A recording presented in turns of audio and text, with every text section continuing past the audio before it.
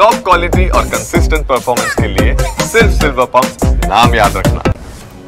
ಧರ್ಮಸ್ಥಳ ವ್ಯಾಪ್ತಿಯಲ್ಲಿ ಹೂತುಹಾಕಲಾಗಿದೆ ಎನ್ನಲಾದ ಶವಗಳ ಕಳೆಬರ ಶೋಧ ಕಾರ್ಯ ಇವತ್ತು ಕೂಡ ಮುಂದುವರಿಯಲಿದೆ.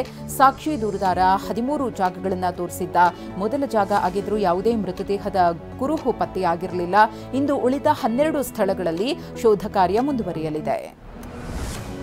ಧರ್ಮಸ್ಥಳ ಗ್ರಾಮ ಪಂಚಾಯಿತಿಯಲ್ಲಿ ಅಸ್ಥಿ ಪಂಜರಗಳ ಶೋಧ ತೀವ್ರಗೊಳಿಸಲು ತೀರ್ಮಾನಿಸಲಾಗಿದೆ. ಏಕಕಾಲದಲ್ಲಿ 3 ಕಡೆ ನೆಲ ಅಗೆಯುವ ಕಾರ್ಯ ನಡೆಸಲು ನಿರ್ಧರಿಸಲಾಗಿದೆ. ಮೂವರು ತಹಶೀಲ್ದಾರ್ ಸರ್ಕಾರಿ ಪಂಜರಗಳು ಏಕಕಾಲದಲ್ಲಿ ನೆಲ ಅಗೆಯುವ ಕಾರ್ಯದ ವೇಳೆ ಉಪಸ್ಥಿತರಿರುತ್ತಾರೆ. ಧರ್ಮಸ್ಥಳ ಪ್ರಕರಣದಲ್ಲಿ ನಿವೃತ್ತ ಪೊಲೀಸ್ ಅಧಿಕಾರಿಯ ಹೆಸರು ತಳುಕು ಹಾಕಲಾಗುತ್ತಿದೆ. ಎಸ್ಐಟಿ ವಿಚಾರಣೆಯ ವೇಳೆ ಮಾಹಿತಿ ದೂರುದಾರ ಈ ಸಂಬಂಧ ಮಾಹಿತಿ ಕೊಟ್ಟಿದ್ದಾನೆ. ಹೆಣ ಹೂತು ಹಾಕಲು ಪೊಲೀಸ್ ಅಧಿಕಾರಿ ಕೂಡ ಸಹಾಯ ಮಾಡಿದ್ದಾರೆ ಅಂತ ಹೇಳಿದ್ದಾನೆ. ಆ ಪೊಲೀಸ್ ಅಧಿಕಾರಿಯನ್ನ ವಿಚಾರಣೆಗೆ ಒಳಪಡಿಸುವ ಸಾಧ್ಯತೆ ಇದೆ. ಮಾಜಿ ಸಂಸದ ಪ್ರಜ್ವಲ್ ರೇವಣ್ಣ ವಿರುದ್ಧದ ಅತ್ಯಾಚಾರ ಪ್ರಕರಣ ಸಂಬಂಧ ತೀರ್ಪು ಹೊರಬೀಳಲಿದೆ. ಕೆಆರ್ ನಗರ ಮಹಿಳೆಯ ಅತ್ಯಾಚಾರ ಕೇಸ್ ಸಂಬಂಧ ಜನಪ್ರತಿನಿಧಿಗಳ ವಿಶೇಷ ಕೋರ್ಟ್ ತೀರ್ಪು ಕೊಡಲಿದೆ.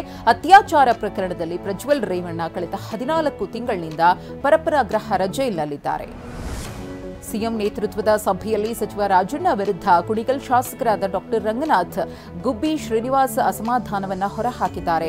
ಸಹಕಾರ ಇಲಾಖೆಯ ವಿಚಾರವಾಗಿ ರಾಜಣ್ಣ ಅವರಿಂದ ಸಹಕಾರನೇ ಸಿಗ್ತಾ ಇಲ್ಲ, ನಮ್ಮ ಶಿಫಾರಸಿನಂತೆ ಅಧಿಕಾರಿಗಳ ವರ್ಗಾವಣೆಯಾಗ್ತಿಲ್ಲ. ಸಚಿವ ರಾಜಣ್ಣ ಸಮ್ಮುಖದಲ್ಲೇ ಶಾಸಕರು ಈ ರೀತಿಯಾಗಿ ಬೇಸರ ವ್ಯಕ್ತಪಡಿಸಿದ್ದಾರೆ.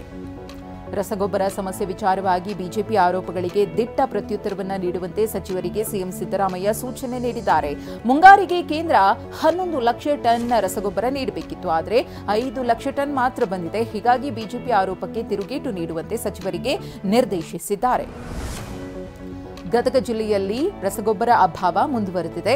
ಹೀಗಾಗಿ ರಣತೂರ ಗ್ರಾಮದಲ್ಲಿ ಪೊಲೀಸ್ ಕಾವಲಿನಲ್ಲೇ ರೈತರಿಗೆ ಯೂರಿಯಾ ಗೊಬ್ಬರವನ್ನು ವಿತರಣೆ ಮಾಡಲಾಗುತ್ತಿದೆ. ಶಾಸಕ ಚಂದ್ರು ಲಮಾಣಿ ಸ್ಥಳಕ್ಕೆ ಭೇಟಿ ನೀಡಿ ರೈತರ ಆಧಾರ್ ಕಾರ್ಡ್ ಪರಿಶೀಲನೆ ನಡೆಸಿ ಗೊಬ್ಬರ ವಿತರಿಸಿದ್ದಾರೆ.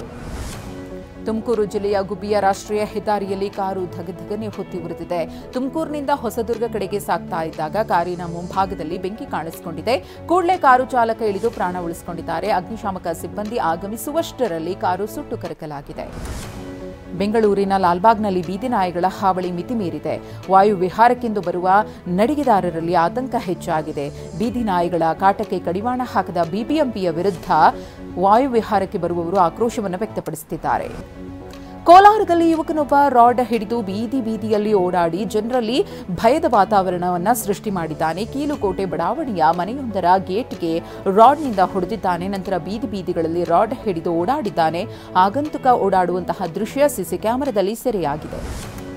ಯಾದಗಿರಿಯಲ್ಲಿ ಟಿಕೆಟ್ ಕೊಡದೆ ಮೊಬೈಲ್ನಲ್ಲಿ ತಲ್ಲೀನನಾಗಿದ್ದ ರೈಲ್ವೆ ಸಿಬ್ಬಂದಿಯನ್ನ ಅಮಾನತು ಮಾಡಲಾಗಿದೆ. ಯಾದಗಿರಿ ರೈಲು ನಿಲ್ದಾಣದಲ್ಲಿ 100 ಮಂದಿ ಟಿಕೆಟ್ಗಾಗಿ ಸಾಲಿನಲ್ಲಿ ಕಾಯ್ತಾ ಇದ್ರು. ಆದರೆ ಸಿಬ್ಬಂದಿ ಮಾತ್ರ ಮೊಬೈಲ್ನಲ್ಲಿ ಮಾತನಾಡ್ತಾ ಹರಟೆ ಹೊಡಿತಿದ್ದ.